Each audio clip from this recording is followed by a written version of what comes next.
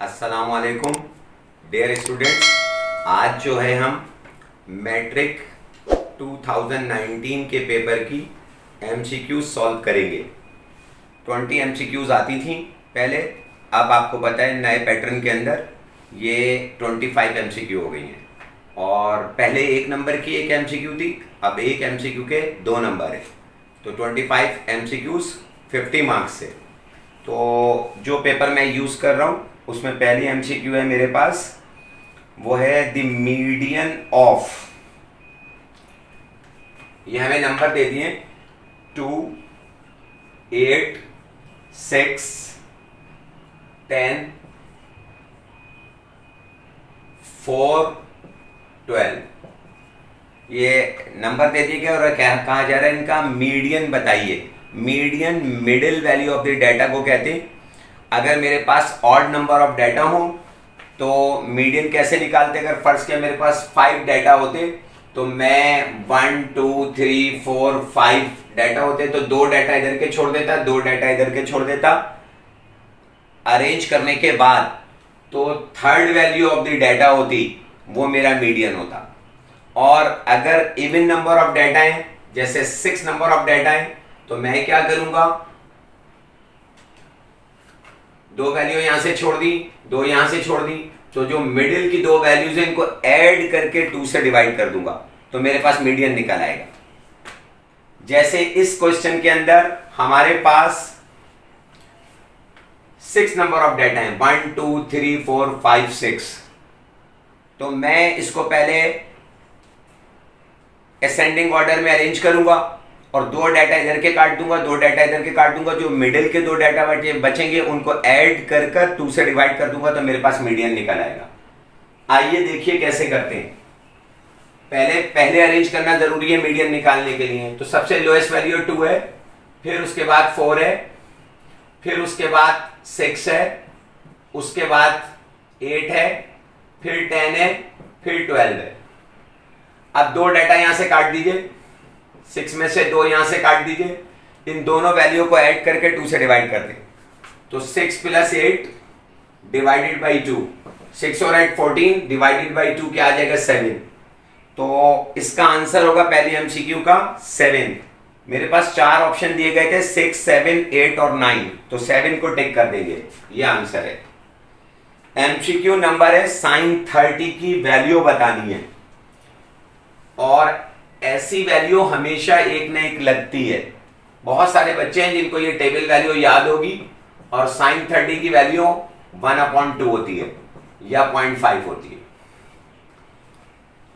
इसमें ऑप्शन में दिया हुआ है sin 30 डिग्री की वैल्यू, तो ऑप्शन 4 में 1/2 दिया है, उसे टिक कर देंगे। इसको समझाने के लिए मैंने पूरा टेबल वैल्यू लिख दी है साइन की। यहां थीटा है 0 डिग्री, 30 डिग्री, 45, 60 और 90 से हम टेबल वैल्यू कहते हैं।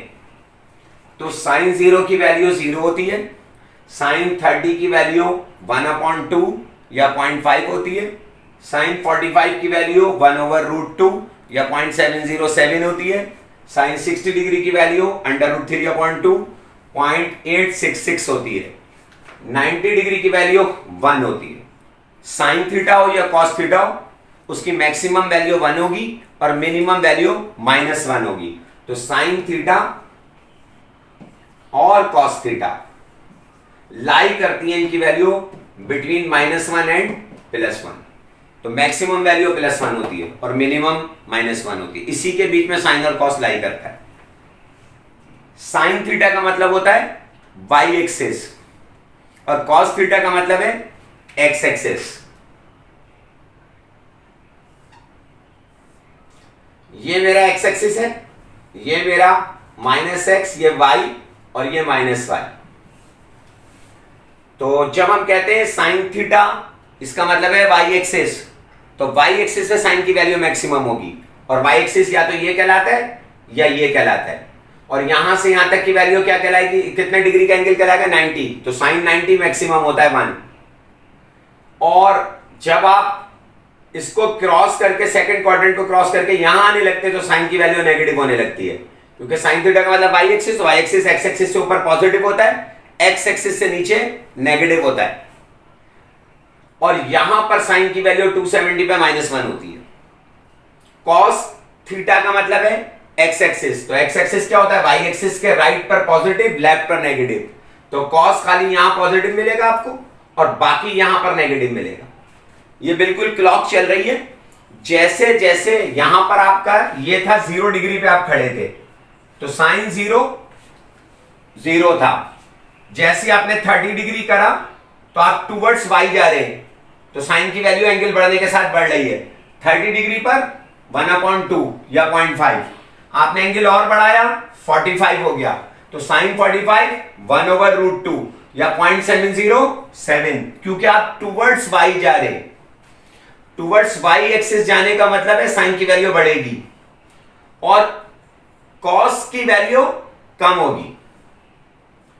जैसे हम गए 60 डिग्री, एंगल और बढ़ा, साइन की वैल्यू और बढ़ गई, √3/2 0.866 के बराबर है। जैसे हम वाई एक्सिस पे पहुंच गए तो साइन की वैल्यू मैक्सिमम हो गई साइन 91। अब अगर मैं इधर कर दूं 120, वैल्यू गिरना शुरू हो जाएगी क्योंकि आप वाई से दूर जा रहे हैं। आप घर में कैलकुलेटर में चेक कर लेगा, साइन 120 0.866, साइन 150 0.5, वैल्यू गिर रही है, साइन 180 0, क्योंकि आप एक्स एक्सिस पर आ गए और एक्स एक्सिस पे वाई की वैल्यू क्या होती है 0। वाई की वैल्यू 0 का मतलब है साइन की वैल्यू 0। और आपने देखा कि एंगल बढ़ते हुए साइन की वैल्यू बढ़ रही थी, कॉस की वैल्यू कम हो रही है। साइन 0 था, कॉस 0 1 था। साइन 30 √3/2 था, साइन 30 1/2 था, कॉस 30 √3/2 था। साइन 45 1/√2 था, एंगल बढ़ा, वैल्यू बढ़ गई। लेकिन कॉस की वैल्यू एंगल बढ़ने से 30 से 45 एंगल बढ़ा, कॉस की वैल्यू गिर गई, 0.866 से कम होकर 0.707। एंगल बढ़ा, साइन की वैल्यू बढ़कर 0.707 से बढ़कर 0.866, लेकिन कॉस की वैल्यू कम हो गई, 0.5 रह गई। साइन 90 मैक्सिमम वैल्यू हो गई 1, कॉस 90 0 हो गया, क्योंकि वाई एक्सिस पर एक्स की वैल्यू 0 होती है और एक्स का मतलब है कॉस थीटा की वैल्यू 0 हो गई। साइन और कॉस एक दूसरे के कॉम्प्लीमेंट है। कॉम्प्लीमेंट का मतलब है एक की वैल्यू पता है ना तो दूसरे की 90 में से माइनस कर आ जाएगी। इसलिए खाली एक स्टूडेंट को 0 से लेकर 90 तक की साइन की वैल्यू याद करनी है। जो साइन 30 की वैल्यू है 0.5, वही कॉस 60 की वैल्यू है। 60 डिग्री के कॉस 0.5, तो 30 को मैंने 90 में से माइनस करा तो सही है कॉस की वैल्यू निकल आई। जो साइन 45 है वही कॉस 45 है। 90 में से 45 माइनस करा, 45 निकल आया। 45 पे दोनों की वैल्यू इक्वल थी। जो साइन 60 की वैल्यू है वो कॉस 30 की वैल्यू है, क्योंकि 90 में से 60 माइनस करा तो 30 आ गया, तो cos 30 की वैल्यू आ गई। जो साइन 90 की वैल्यू है वो cos 0 की वैल्यू है। साइन 91 था तो cos 0 1 है, 90 में से 90 माइनस करो 0 आएगा, तो cos 0 1 है। जो साइन 0 की वैल्यू थी वो cos 90 की वैल्यू है, क्योंकि 90 में से 0 माइनस करो तो 90 आएगा, तो cos 90 0 है। अब घर पे जाके चेक कर लेना, ऐसे ही लिख दे रहा हूं। साइन 23 डिग्री की वैल्यू क्या होगी? मैंने कहा इक्वल होगी कॉस, कैलकुलेटर से चेक कर लेना, 67 डिग्री के, क्योंकि मैंने 90 में से 23 माइनस कर दिया 67 आ जाएगा। मैंने एक वैल्यू लिखी साइन 53, तो मैंने कहा कॉस 37 बराबर होगा साइन से 53 की वैल्यू लेना कैलकुलेटर से, वही वैल्यू 37 के कॉस की आ जाएगी। और ये वाइस वर्सा भी है। मैंने कहा कॉस 20 डिग्री, तो ये इसका मतलब है साइन 70 की वैल्यू इक्वल होगी। क्लियर है? एक की पता हो तो 90 में से माइनस होगा। इसका मतलब मुझे खाली साइन की वैल्यू याद करनी है 0 से लेकर 90 तक, और फिर जो सब साइन की वैल्यू ये याद हो जाएंगी तो मैं 90 में से माइनस कर कर कॉस की निकालता जाऊंगा। जैसे साइन 60 की आई थी तो 90 में से 60 माइनस करा, वो कॉस 30 आ गया। मेरे ख्याल से समझ गए होंगे बच्चे, समझदार बच्चे हैं। अब sine theta over cos theta को अगर मैं डिवाइड कर दूं, ये मैं डार्क कर दे रहा हूं, तो साइन ओवर कॉस टेंजेंट होता है, तो साइन की वैल्यू को कॉस की वैल्यू से डिवाइड करूंगा तो टेंजेंट आता जाएगा। तो साइन 0 था, कॉस 1 था, और sine theta over cos theta tangent theta होता है। तो इस तरह मुझे टेंजेंट की वैल्यू भी याद हो जाएगी, ये ध्यान में रखना है ये प्रॉपर्टी।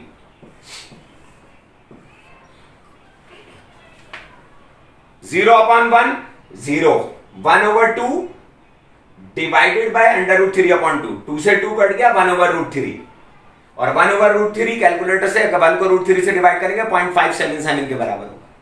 45 पर ये दोनों बराबर थे तो दोनों ही कट गए, √2 से √2 गया, 1/1 क्या होता है 1, तो टेंजेंट 45 1। 60 में इसको इससे डिवाइड कर दो तो इसके डिनोमिनेटर से इसका डिनोमिनेटर कैंसिल, ऊपर बचा √3, नीचे बचा 1, तो √3/1 √3, और √3 होता है 1.73। 1 डिवाइडेड बाई 0 इंफिनिटी। सबको ये प्रॉपर्टी आनी चाहिए, मैट्रिक के तमाम स्टूडेंट को। रियल नंबर, ये रियल नंबर है, को अगर आप 0 से डिवाइड करेंगे तो इंफिनिटी के बराबर आएगा, लेकिन 0 को रियल नंबर से डिवाइड करेंगे तो 0 आता है। जब आप कैलकुलेटर से इसे कैलकुलेट करेंगे तो मैथ एरर दे देगा। मेरे ख्याल से बात समझ गए होंगे। अगर मुझे साइन की वैल्यू पता है तो मैं 90 में से माइनस करके कॉस की याद हो जाएगी, और साइन के ऊपर रख के कॉस की नीचे रख कर डिवाइड करूंगा तो टेंजेंट की आ जाएगी। और साइन का रेसिप्रोकल कौन है? कॉसेक। कॉसेक और साइन एक दूसरे के क्या है? रेसिप्रोकल है। सही है। जब ये रेसिप्रोकल है कॉसेक और साइन, तो साइन की वैल्यू को पलटता जाऊंगा तो कॉसेक आ जाएगा। साइन 30 1/2 था, तो कॉसेक 30 2/1 यानी 2। साइन 45 1/√2 था, तो कॉसेक 45 √2/1 यानी √2। साइन 60 √3/2, तो कॉसेक 60 2/√3। साइन 90 क्या है? 1/1, तो कॉसेक 90 भी 1। साइन 0 क्या था? 0, लेकिन अब इसके नीचे 1 है, लेकिन कॉसेक 0 इंफिनिटी होगा, क्योंकि यहां पे रख दोगे ना 0, साइन 0 0 आएगा, रियल नंबर डिवाइडेड बाय 0, फिर इंफिनिटी आ जाएगा, तो कॉसेक 0 इंफिनिटी होगा। इसी तरह कॉस और सेक एक दूसरे के रेसिप्रोकल है। सेक थीटा इक्वल होता है 1/cos के, और अगर मुझे कॉस की वैल्यू याद है तो सेक की याद हो जाएगी, पलटता जाऊंगा। cos 0 1, sec 0 भी 1। cos 30 √3/2, तो sec 0 2/√3। cos 45 1/√2, तो sec 45 √2। cos 60 1/2, तो sec 62। cos 90 0, अब इसके नीचे क्या है? 1 है, तो sec 90 इंफिनिटी। 1/0 का मतलब है इंफिनिटी। और इसी तरह टेंजेंट और कॉट एक दूसरे के रेसिप्रोकल है। अगर मैं टेंजेंट की वैल्यू को पलटता जाऊंगा तो कॉट की वैल्यू आती जाएगी। टेंजेंट 0 0 है, कॉट 0 इंफिनिटी। 0/1 था, वो 1/0 होगा, infinity. Tangent 30 1/√3, cot 30 √3। Tangent 45 1, cot 45 भी 1।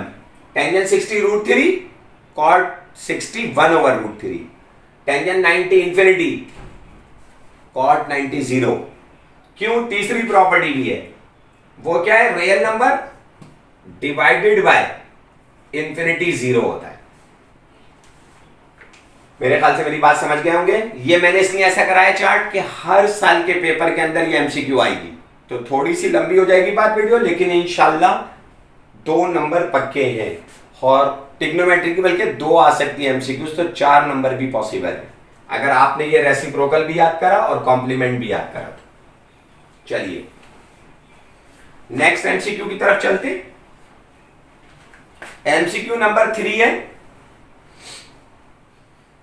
आप अपने रिड्यूस सिलेबस के मुताबिक जो जो कट गए चैप्टर, जैसे मीडियन की नहीं आएगी आप उसे स्किप कर सकते हैं, लेकिन मैं तो जाहिर है पूरा सॉल्व कर पाऊंगा और आपको बताता भी जाऊंगा कि कौन सा रिड्यूस में कट गया।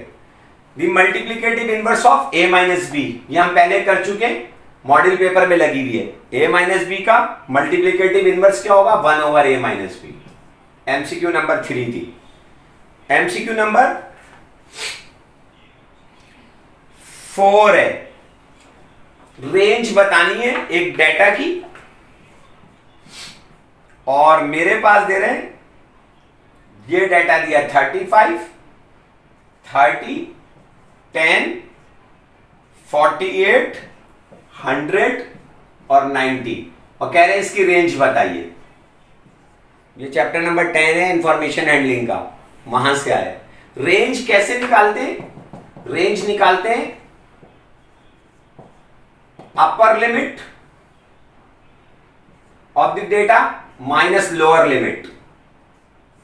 शॉर्ट करके लिख दिया है टाइम बचाने। अब इस पूरे डेटा में जो सबसे बड़ी वैल्यू है वो कौन सी है? 100। तो अपर लिमिट डेटा की 100 है, और जो सबसे छोटी लिमिट है वो 10 है। तो लोअर लिमिट 10, तो 100 माइनस 10 90, तो इसकी रेंज है 90। हमेशा रेंज निकालते हैं, जो भी डाटा गिवन होता है उसकी अपर लिमिट में से लोअर लिमिट माइनस कर देते हैं। इन्होंने ऑप्शन में दिया 10, सेकंड ऑप्शन में 90 दिया हुआ है, तो 90 आंसर है। थर्ड ऑप्शन में दिया हुआ है 100, फोर्थ ऑप्शन में दिया 35। एमसीक्यू नंबर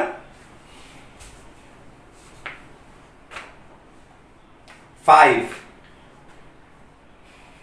कहा जा रहा है, ऐसे लिख दिया है x³ plus 4x² minus 7x plus 3 divided x minus 1, then remainder is,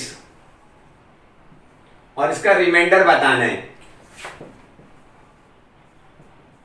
divide करने के बाद जो रिमाइंडर बचेगा वो बताना है आपको। इज एक तरीकाकार तो ये होता है कि जो आपका गिवन क्वेश्चन है इसे px पॉलिनोमियल के बराबर लेट करा, और जो आपका डिवाइडर है उससे वेरिएबल की वैल्यू निकाल के इसमें पुट कर दिया और सॉल्व कर दिया, जो बच गया वो रिमाइंडर आ जाएगा।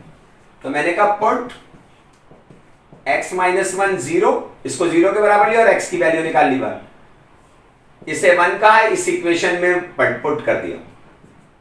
तो इस x की जगह क्या रखा? 1, इस x की जगह क्या रखा? 1, इस x की जगह क्या रखा? 1, और ये रहा 3, और यहां पे भी x की जगह क्या रखा? 1। तो 1 का क्यूब 1, 1 का स्क्वायर 1, 4 से मल्टीप्लाइड हुआ 4, 7 1 से 7 प्लस 3, तो प्लस 4 प्लस 3 प्लस 7 और माइनस 7 कट गया, ये सब कट गया, 1 बच गया, तो इसका रिमाइंडर 1 है। ऑप्शन में दिया हुआ था 0 1 2 और माइनस 1, तो सेकंड ऑप्शन है 1। एक इसकी सिंथेटिक डिवीजन भी होती है, उससे भी निकाल लेते हैं, तो ये रिमाइंडर थ्योरम से कर दिया है। नेक्स्ट है मेरे पास जो एमसीक्यू नंबर 6 है, उसमें कहा है x इक्वल है 2 प्लस अंडर रूट 5 के, और कहा जा रहा है देन x स्क्वायर इज, तो इसकी स्क्वायरिंग कर देंगे। तो मैंने इसी की स्क्वायरिंग कर दी बोथ साइड, और जाहिर है वर्डिंग में बोल दिया खाली स्क्वायरिंग कर दी, वहां तो इतना मौका नहीं, तो x का भी स्क्वायर कर दिया और 2 प्लस अंडर रूट 5 का भी स्क्वायर कर दिया, और इस पर होल स्क्वायर का फार्मूला लगा दिया जो आपको आता होगा। a प्लस बी का होल स्क्वायर क्या है? a square plus 2ab plus b square, इससे इसको खोल देंगे। अब 2 का स्क्वायर कर दिया, 2ab लिख दिया और प्लस b का स्क्वायर कर दिया। जल्दी नहीं करिएगा, सुकून से करिएगा। 2 का स्क्वायर 4, 2 2 जा 4, अंडर रूट 5, ये पूरी टर्म सॉल्व हो गई, और अंडर रूट 5 का स्क्वायर करा तो 5 आ जाएगा। स्क्वायर रूट और स्क्वायर कैंसिल हो जाएंगे, 5 और 4 9, 4 अंडर रूट 5, तो 9 प्लस 4 अंडर रूट 5 ये आंसर है एक्स स्क्वायर का, और ऐसा ऑप्शन मेरे पास सेकंड मौजूद है, सेकंड ऑप्शन में ये आंसर है। अब पूछा जा रहा है एमसीक्यू नंबर 7 में, ये मैंने मॉडल पेपर में भी बताया था, लॉग की कम से कम 2 एमसीक्यूज पेपर में जरूर होंगी, और उन्होंने कहा है कैरेक्टरिस्टिक्स बतानी है।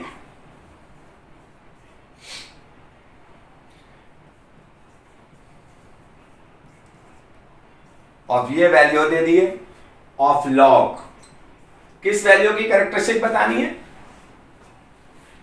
226.7 226.7 की कैरेक्टरिस्टिक बतानी है।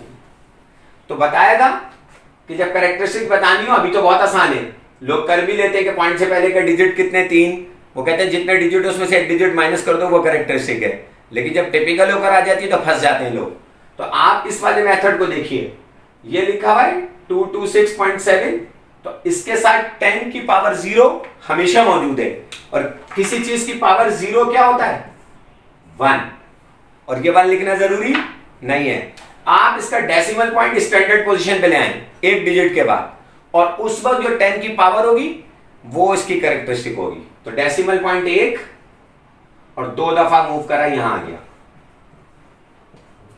और ये मैंने पहले भी बताया था, जब decimal point left hand side पे मूव करेगा तो 10 की पावर बढ़ेगी, तो 0 में 2 बढ़ा दिया 2।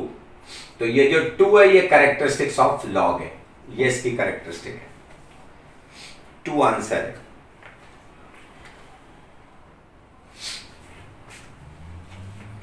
एमसीक्यू नंबर है 8। कह रहे हैं the point of concurrency of a medians of a triangle called centroid. एक ट्राइंगल के मीडियन का जो इंटरसेक्शन होता है, उनकी जो कॉन्करेंसी पॉइंट होता है, कॉन्करेंट पॉइंट होता है, वो डैश कहलाता है, उसे सेंट्रॉइड कहते हैं। इस वक्त ऑप्शन है सेंट्रॉइड, और मेरे पास एमसीक्यूज थी ये 8। मीडियन किसे कहते हैं? ट्राइंगल की 3 साइड है, मिड पॉइंट लिया साइड का, बिल्कुल मिड पॉइंट इस साइड का लिया, और इसके अपोजिट वर्टेक्स से मिला दिया, इसको कहते हैं मीडियन। उर्दू में कहते हैं वस्तानिया। और इसका मिड पॉइंट लिया इस साइड का, और अपोजिट वर्टेक्स से मिला दिया ऐसे।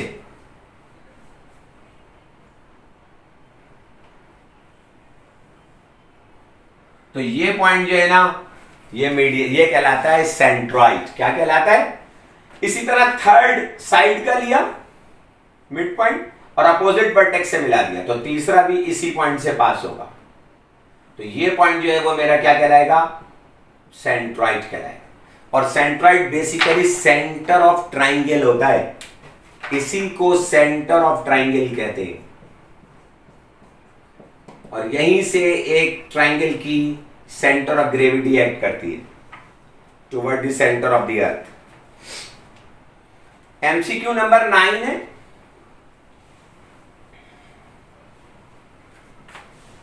नाइन में कहा जा रहा है, ये चैप्टर 2 की है, सिंप्लीफाई करना है, 8 की पावर 1/3। ये मॉडल पेपर में भी आई है, यही वाली as it is model paper में करवा चुका हूं। इसको तोड़ देंगे पावर की बेस को देखते हुए। 36 को लिख सकते हैं 6 का स्क्वायर, इस पावर की बेस को देखते हुए। तो पावर में पावर होती है तो पावर कैंसिल आउट हो जाएगी, तो ये 2 बचेगा और ये 6 बचेगा, तो आंसर है 12।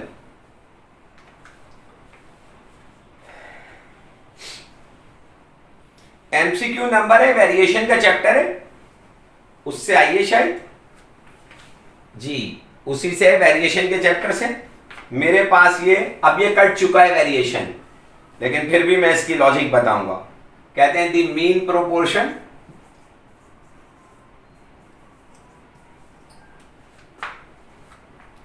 पोर्शन ऑफ, 2 नंबर दे दिए 14 एंड 56, इसका मीन प्रोपोर्शन बताना है आपको। तो करते क्या, मीन प्रोपोर्शन कैसे निकालेंगे? जो भी 2 नंबर देगा उनका मीन प्रोपोर्शन कैसे निकालेंगे, समझ में आ गई बात? ये मीन प्रोपोर्शन है, फर्स्ट क्या है x, अंडर रूट में दोनों नंबरों को मल्टीप्लाई कर देंगे, ऐसे निकलता है। और बुनियादी तौर पे इसका फार्मूला होता है, जो आपको नंबर दिया 14 ratio x equal to x ratio second number. और जब आप क्या करते हैं, इन दोनों को मल्टीप्लाई करते हैं और इन दोनों को मल्टीप्लाई करते हैं, तो x को x से करा x स्क्वायर, और ये इक्वल का साइन है, 14 को 56 से कर दिया। ये अब दोनों तरफ स्क्वायर रूट लेंगे तो ये हो जाएगा, वही वाली लॉजिक बन जाएगी। तो x ये रहा और इनको वो कर लेंगे, आप इन दोनों को मल्टीप्लाई करके इसका स्क्वायर रूट लेंगे तो 28 आएगा। आप इन दोनों को मल्टीप्लाई करके स्क्वायर रूट लेंगे तो 28 आएगा। तो इस दफा इसका मीन प्रोपोर्शन कौन है? 28। लेकिन जल्दी में कैसे करेंगे? ऐसे, जो दो नंबर देगा अंडर रूट में उनको मल्टीप्लाई कर, सही है, स्क्वायर रूट ले लेंगे उनका, तो जो आंसर आएगा वो आंसर है। इन्होंने 14 दिया है, 56, 28 और 70, तो आंसर है 28। थर्ड ऑप्शन है मेरे पास। एमसीक्यू नंबर 11 है, कहा जा रहा है कि ये पॉइंट है -5, -3 is in dash quadrant, is in quadrant. कौन से क्वाड्रेंट के अंदर है ये? तो आपको पता है ऐसे बनाते हैं क्वाड्रेंट, ये कहलाता है फर्स्ट और ये कहलाता है सेकंड, ये कहलाता है थर्ड क्वाड्रेंट और ये कहलाता है फोर्थ क्वाड्रेंट, और आपको एंटी क्लॉकवाइज घूमना होता है ऐसे। यहां पर क्या है, वैल्यू ऑफ x भी पॉजिटिव है और वैल्यू ऑफ y भी ऊपर की तरफ है तो वो भी पॉजिटिव है, तो प्लस प्लस। यहां पर क्या है, जब आप ओरिजिन के इधर गए लेफ्ट पर तो x की वैल्यू नेगेटिव हो गई, लेकिन y ऊपर ही है तो पॉजिटिव हो गया, तो माइनस प्लस। और जब आप यहां से नीचे आए तो x भी नेगेटिव है क्योंकि ओरिजिन के लेफ्ट पर, और y भी नेगेटिव है क्योंकि x एक्सिस से नीचे है, तो ये हो गया माइनस माइनस, दोनों वैल्यू नेगेटिव होगी। और जब आप यहां पर आए तो x तो आपका पॉजिटिव हो गया क्योंकि आप y एक्सिस के राइट पर, x एक्सिस पॉजिटिव होता है, लेकिन y की वैल्यू माइनस रही क्योंकि आप x एक्सिस के नीचे हैं, तो प्लस माइनस। अभी दोनों वैल्यू क्या है? माइनस। तो कौन सा क्वाड्रेंट है? थर्ड क्वाड्रेंट में दोनों नेगेटिव होते हैं, ये वैल्यू ऑफ x है, ये वैल्यू ऑफ y है, तो आंसर इस दफा थर्ड क्वाड्रेंट।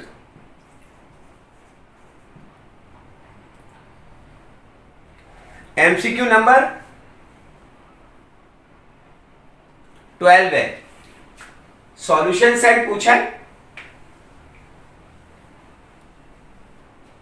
इसका 3x² minus 10x equal to 0। कह रहा है इसका सॉल्यूशन सेट बता दीजिए। एक तो तरीकाकार यह है कि इसमें से मैंने x कॉमन लिया और यहां बचा 3x और यहां बचा 10।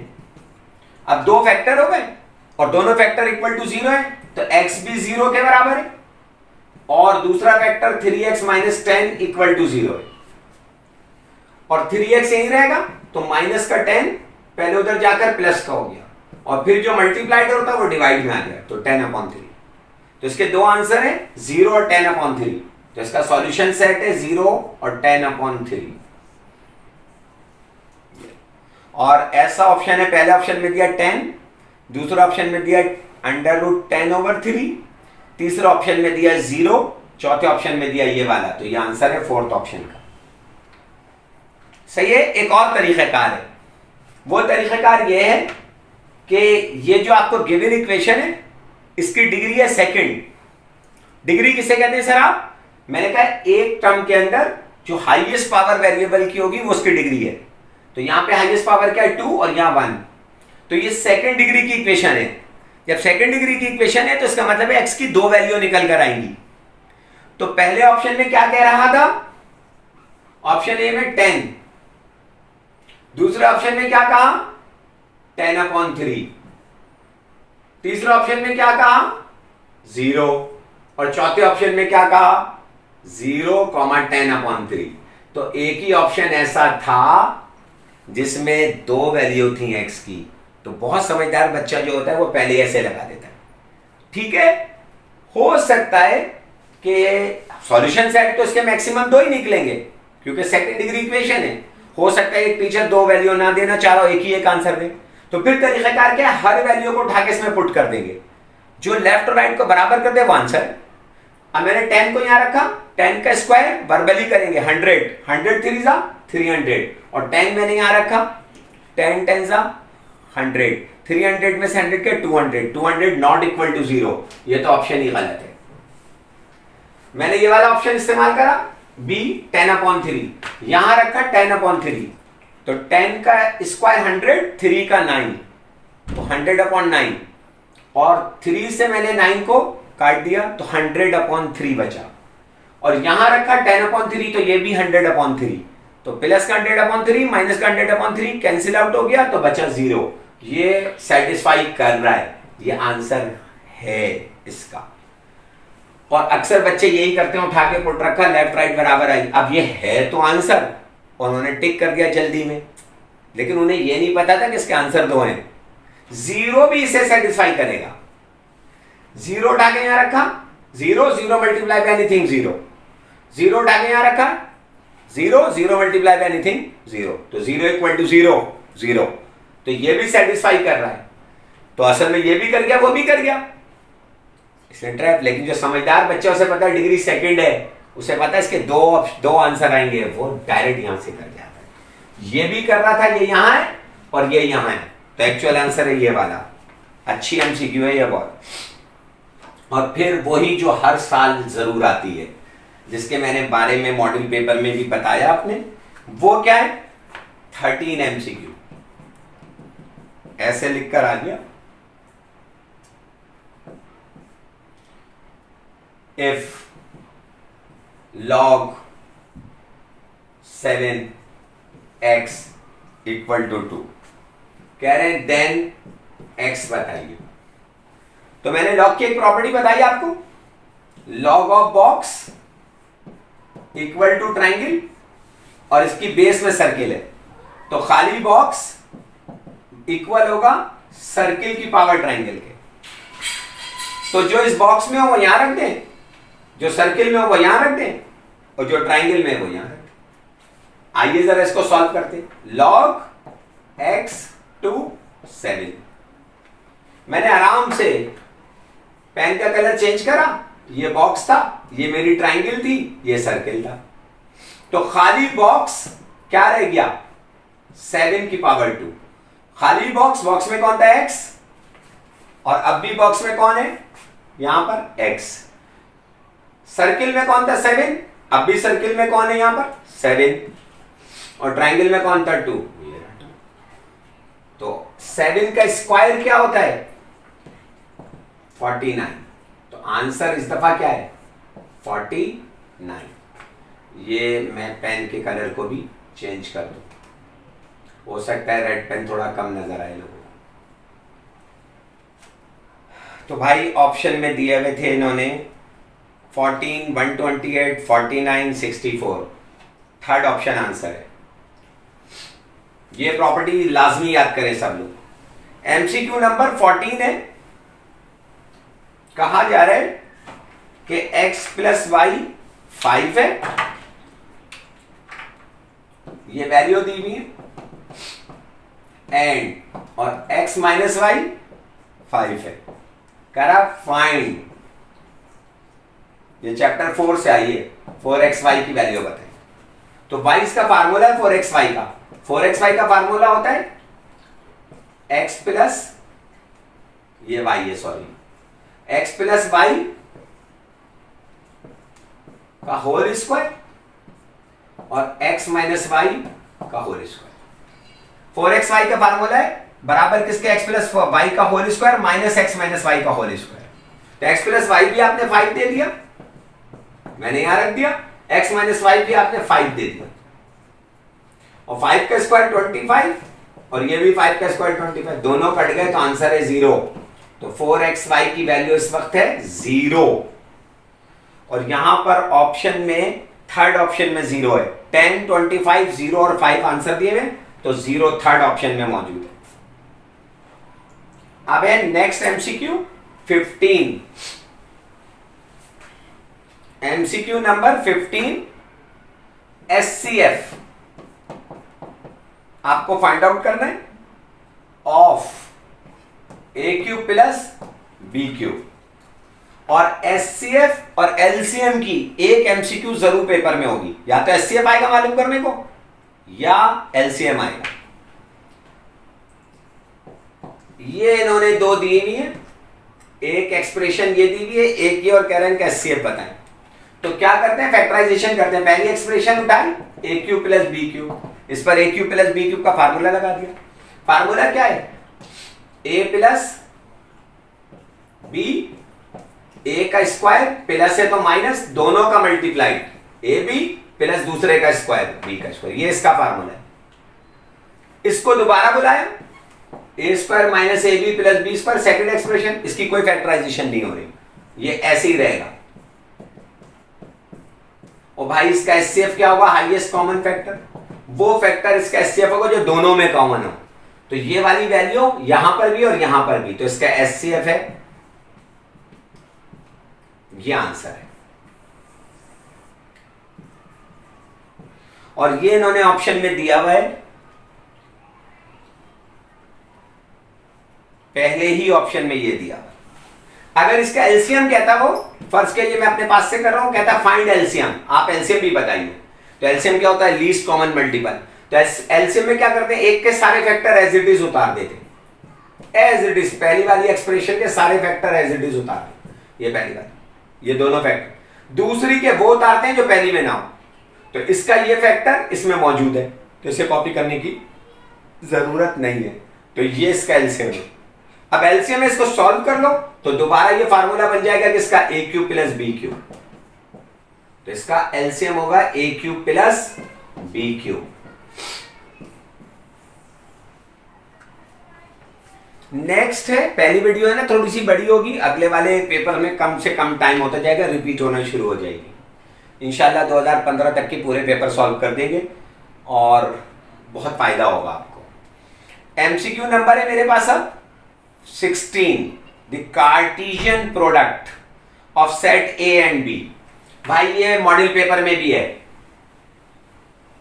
कार्टेशियन प्रोडक्ट ऑफ, ये मैंने मॉडल पेपर में अपने वॉइस मैसेज में रिकॉर्ड करके दिए क्योंकि सर मैं कर रहा था तो मैं मिस हो गई थी।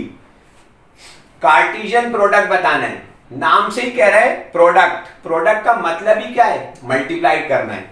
तो कार्टेशियन प्रोडक्ट, प्रोडक्ट का मतलब ही मल्टीप्लाई किसका? सेट ए एंड बी का, सेट ए एंड बी का। तो भाई सेट ए एंड बी का कार्टेशियन प्रोडक्ट ये होता है ए क्रॉस बी। इन्होंने 4 ऑप्शन दिए थे, a dot b, option b में ये, ऑप्शन सी में ये, ताकि आपको पता चल जाए ए डिफरेंस बी कहलाता है, और डी में बी क्रॉस ए। तो ये आंसर है। अगर वो कहता है Cartesian product of B and A, तो ये आंसर होता। और A cross B set algebra में बी क्रॉस ए के इक्वल नहीं होता, अलग आंसर होते। तो यहां गौर करिएगा कि क्वेश्चन में पहले जिक्र किसका है, इस वक्त आंसर है ए क्रॉस बी। नेक्स्ट है 17, ये फिर वेरिएशन के चैप्टर से आई है प्रॉपर्टी, ये अब रिड्यूस में कट चुका है लेकिन मैं फिर भी बताऊंगा आपको। 17 एमसीक्यू, इफ कह रहे हैं A ratio B C ratio D, the A ratio B equal है ए रेशो सी इक्वल है बी रेशो डी के। और कहा जा रहा है this property of proportion is called, 4 option दिए, इन्वर्टेंडो, इसमें पलट देते हैं, इन्वर्टेंडो। ऑप्शन बी में कहता है डिविडेंडो, ऑप्शन सी में कहता है ऑल्टरनेंडो। जैसे आती जाएंगी सारी प्रॉपर्टीज बताता भी जाऊंगा, वरना सारी नहीं बताऊंगा तो फिर लंबा हो जाएगा टाइम। और कॉम्पोनेंडो, और ये कट भी गया है। अब इसने कहा है ये वाली प्रॉपर्टी ए रेशो बी, अगर ये गिवन दिया है, if this is equal to this, तो फिर ये अगर हो जाए, इसका मतलब है ए रेशो बी इक्वल है सी रेशो डी, का मतलब है ए अपॉन बी इक्वल है सी अपॉन डी। ये वाली चीज इसको शो कर देगी। फिर आगे जाके कहता है दी ए रेशो सी, यानी ए रेशो सी इक्वल है बी रेशो डी के। तो इस प्रॉपर्टी को, इसका मतलब क्या हुआ, ये ए अपॉन सी है और ये बी अपॉन डी है। अब इसके रिस्पेक्ट से इसको देखिए तो खाली क्या हुआ है, ये क्रॉस मल्टीप्लाइड हुए। यहां पर क्या था, बी नीचे था, उधर जाकर मल्टीप्लाइड हो गया। और यहां क्या था, सी न्यूमरेटर में था, इधर आकर डिवाइड में चला गया। इस प्रॉपर्टी को कहते हैं ऑल्टरनेंडो। क्या कहते हैं? और हमें यह आता है मैथ में कि क्रॉस मल्टीप्लाई करें, लेकिन हमें इस प्रॉपर्टी का नाम नहीं पता। हमें यह आता है लेकिन इस प्रॉपर्टी का नाम नहीं पता। कहा यह जा रहा है ए रेशो बी इक्वल है अगर सी रेशो डी के, तो ए रेशो सी इक्वल होगा, इक्वल है बी रेशो डी के। तो इस प्रॉपर्टी को क्या कहते हैं? तो मैंने कहा इस प्रॉपर्टी को ऑल्टरनेंडो कहते हैं। ऑल्टरनेट हो गया मामला, तो ये इधर ये उधर। तो अगर इसको ऐसे लिखना आता है और इसको ऐसे लिख सकते हो तो आपको बात क्लियर समझ में आ जाएगी लिखने के बाद कि हुआ क्या है, चेंज क्या हुआ।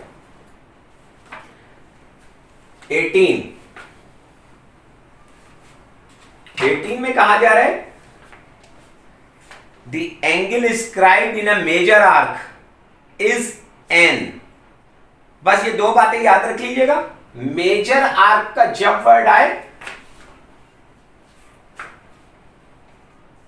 ये भी जरूर आएगी पेपर में, ये भी जरूर आएगी। मेजर आर्क का इंस्क्राइब्ड एंगल एक्यूट होता है। इसका मेजर आर्क का स्क्राइब एंगल एक्यूट होता है हमेशा, और माइनर आर्क का इंस्क्राइब्ड एंगल हमेशा ऑब्ट्यूज होता है। इस दफा पूछा है the angle inscribed in a major arc is a और एन करके का है, तो मैंने कहा एक्यूट है। इस दफा आंसर ये एमसीक्यू नंबर मेरे पास 18 थी। 19 में हो सकता है अब एक साल ऐसे आ जाती है, एक साल ऐसे आ जाती है। हो सकता है आपके माइनर आर्क का है। माइनर आर्क का एंगल बड़ा होता है, माइनर छोटे को कहते हैं, तो छोटी आर्क का एंगल बड़ा होता है और बड़ी आर्क का एंगल छोटा होता है। हमें पता है एक्यूट छोटा एंगल होता है, ऑब्ट्यूज बड़ा, उल्टा होता है, ये याद रखिएगा। और 19 में कह रहा है सम ऑफ कॉम्प्लीमेंट्री एंगल इज, ये पहले भी आया था, 90 डिग्री है। आपको पता है तमाम एक ट्राइंगल के तमाम एंगल का सम भी 180 होता है, सही है ना। और अगर एक एंगल पता हो और दूसरे को मालूम करना हो और 90 में से माइनस करके मालूम कर ले, तो ये दोनों एंगल एक दूसरे के कॉम्प्लीमेंट्री एंगल कहलाते हैं। कॉम्प्लीमेंट्री एंगल क्या होते हैं? जिनका सम 90 हो। तो ये मैंने पहले भी बताया था और ये मॉडल पेपर में उलट के लगाए शायद। ये कॉम्प्लीमेंट्री एंगल्स हैं जिनका सम क्या होता है? Sum equal to 90। और सप्लीमेंट्री